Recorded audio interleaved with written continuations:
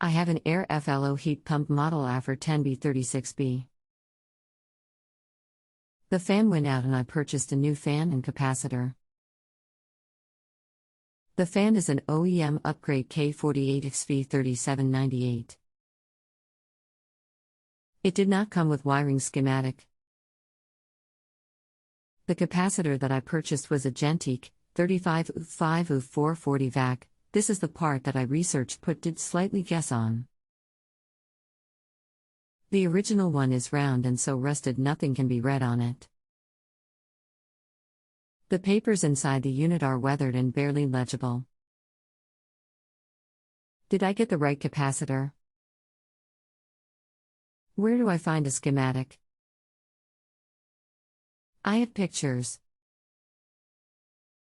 My 78-year-old dad is helping and took off fan wires and does not remember where they go. I will try to assist with this.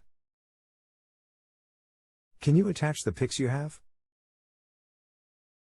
Please verify that the new motor only has 3 wires, red, black and brown.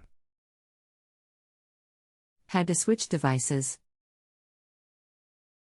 Fixing to upload pics. Yes, only 3 wires, you will see them on the left of pic. Excellent.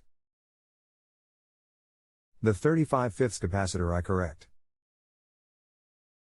Now what you're going to want to do is connect the brown fan wire to fan terminal on capacitor. The red and black can go directly to the 2 LOAD terminals on the contactors. Do you see pics? What is the load terminals on contactor? Do you know what the contactors look like? There will be 2 hot wires coming into line termin http://i.anger.com/3hsap.png/als on contactors from breaker.